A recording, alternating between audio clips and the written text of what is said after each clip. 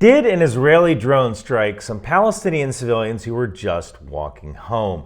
This video came from Al Jazeera. I will link to the full video below on my Substack. Now, I don't think I can recut this for YouTube. I'm going to try, but if you are a Substack subscriber, thank you for giving me $5 every month. It allows me to make content like this. Now, there are a couple of components to this video. I'm only going to show the first strike because the rest really has no educational value, and it is Al Jazeera's footage, so you have to be conscious of fair use and copyright. I'm going to show the video, and then I'll break it down using ICD 203, which is the gold standard in the intelligence community for evaluating probability. I'll also explain some of the targeting process. I personally worked on the software that kind of aids in the targeting process. Let's watch the video. Okay, I want to start with how Al Jazeera claims that this footage was recovered from an Israeli drone. Drones don't tend to store images on board unless we're talking about a small memory buffer that holds information in queue for transmission. The video feed and signals intelligence are usually broadcast immediately back to the command post and the UAV pilots. If you're saving and capturing footage on board, you'd almost certainly encrypt that footage. This is the military. They speak with encrypted radios, they communicate over encrypted networks, they encrypt video. So you might have maybe a 10-second buffer that's unencrypted and designed to hold data for transmission and processing. If you are sending it to a physical media, you might hold it in that buffer in case there's a signal drop or something, so you can send that data afterwards. And also, since encryption is fairly processor intensive, you might use that buffer to send that information to the encrypted side of your drive. But for the most part, you don't want to store unencrypted video on a drone for exactly what you see. The enemy could shoot that drone down and get the footage. So using ICD 203, I would say that getting footage from a shot down military drone is very unlikely. Now, let's take a look at the possibility that Israel would just attack Palestinians walking home with a drone strike. A weapon like a Hellfire missile costs about $150,000 a shot. That is like dropping a Mercedes G-Wagon on somebody just to kill them. You are not going to shoot civilians with a Hellfire for the lulz. Also note that before you shoot, you typically have to go through a targeting process, the kill chain. Find, fix, track, target, engage, assess. So we have to start by saying, why was this drone following these men? Well, a drone wouldn't be tracking a group of people if it didn't think they are worth targeting. A drone is a pretty important piece of ISR, or intelligence, surveillance, reconnaissance. There aren't enough drones or operators to just follow people for the heck of it unless that drone was specifically tasked with following random people to see if they were up to no good. Now, much was made of the fact that these subjects were unarmed. It doesn't matter because unarmed combatants are still combatants. Article 3 of the Geneva Convention defines what is and is not a combatant. And when it comes down to a military force, really only religious and medical personnel are considered non-combatants. Other than that, if you are wearing a uniform, you are a combatant whether you're armed or not. Look at all the people on a command post. A lot of these guys are not armed. If they have anything in their hands, it's a keyboard and a ham sandwich, right? But they're still combatants if you fire a missile at that command center. Now, unless you are hors de combat, out of action due to illness or injury, you're actively trying to surrender, you are a lawful target. For people who are fighting and not in uniform, there's a rule for that as well. Civilians who take direct part in hostilities can be considered combatants. So whether these people were Hamas or Islamic Jihad or just civilians who were taking part in the hostilities but dropped their weapons and tried to walk away nonchalantly, they could still be valid targets. And one of the other problems is that no Palestinians have worn a uniform since October 7th, which you can assume is a strategy. If they get killed in a drone strike or a bombing, Hamas can say that Israel is targeting civilians. And since most people have never done ISR, which again means intelligence, surveillance, reconnaissance, most people have never done targeting or weaponeering, people fall for it because it sure looks like a bunch of unarmed dudes were just attacked. But when you think about it, just the fact that Israel decided to track these guys and strike them lets me know that Israel was using a brigade or a division or even a theater level asset. So Israel decided to vector one of its important and expensive and rare ISR drone assets at these particular dudes instead of at somebody else. These dudes could have been Hamas. They could have been one of the 9 other factions in Gaza. We don't know. But we do know that since a drone is such a precious asset, they're not going to utilize that asset on a target unless it's pretty darn important. Because you could be looking at something else. So the fact that a rare and expensive asset is dedicated to these guys tells me that they're worth watching.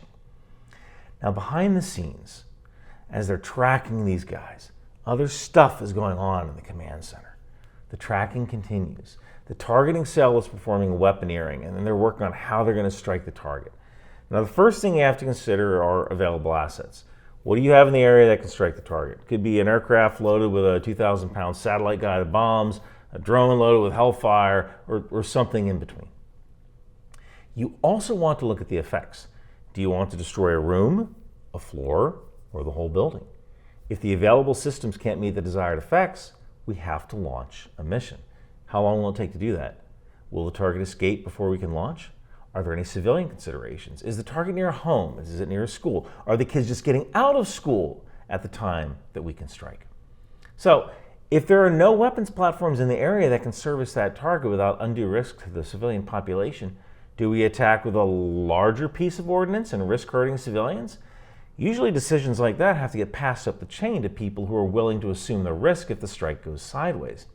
Now in this case, it seems like they had assets in the area that were perhaps just loitering to take these guys out or maybe to take out other targets of opportunity. Oftentimes you'll have what's called a BOLO list, be on the lookout. So let's say we're trying to find Daddy El Baddy and we got a hit on Daddy El Baddy's driver's cell phone. All right, let's vector a drone over there. Well, we know that Daddy El Baddy has a limp. The guy is getting into a white SUV, has a limp. We know his last known whereabouts in this general location. So this dude with the limp by the white SUV could be the dude. Do we have anybody on the ground? Oh, our asset in Daddy El Baddy's organization just told us he's leaving right now and he's getting into a white SUV.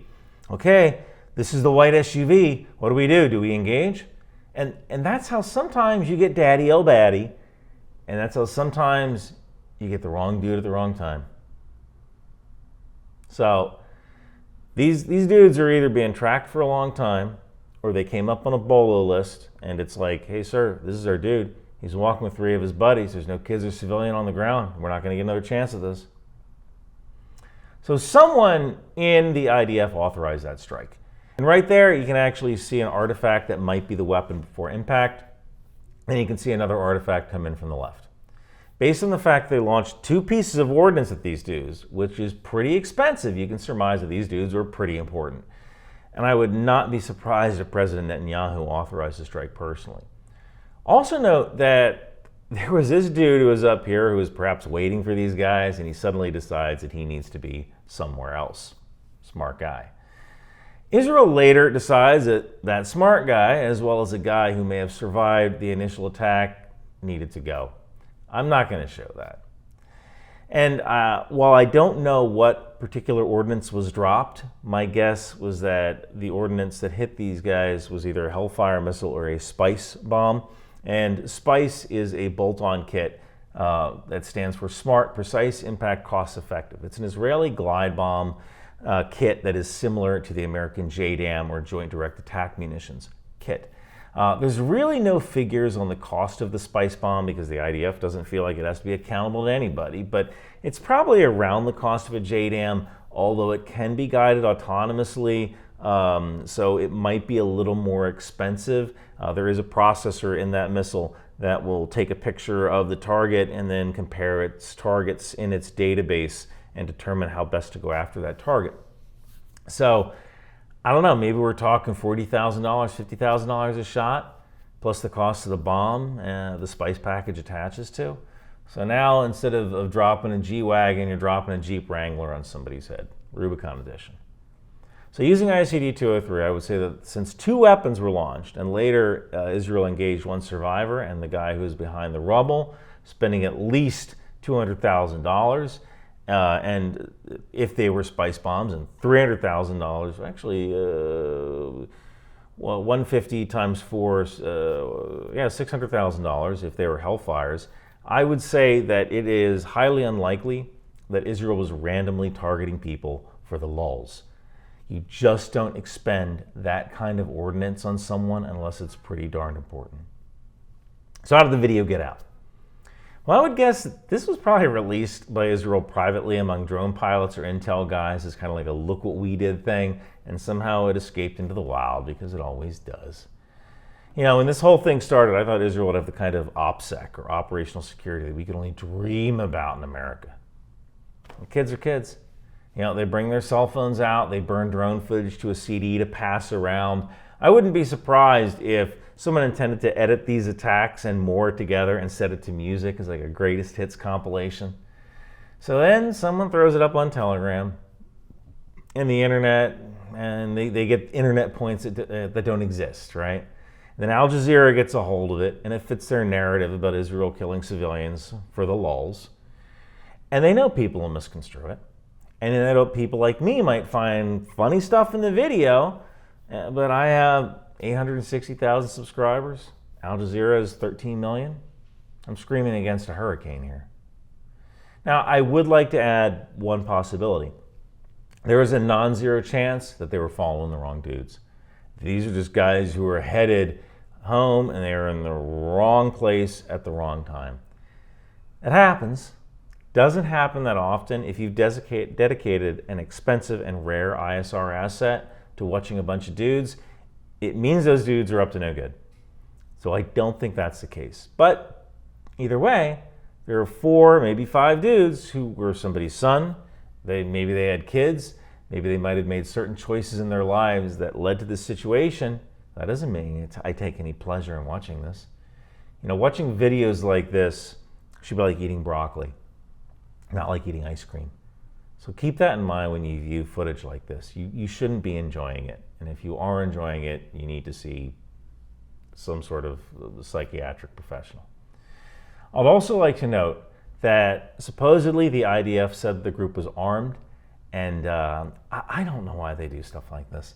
It could be because the IDF has a bad habit of just not feeling like they're accountable to anybody, but it could also be a small lie because they don't want to reveal their sources and methods of how they got this guy.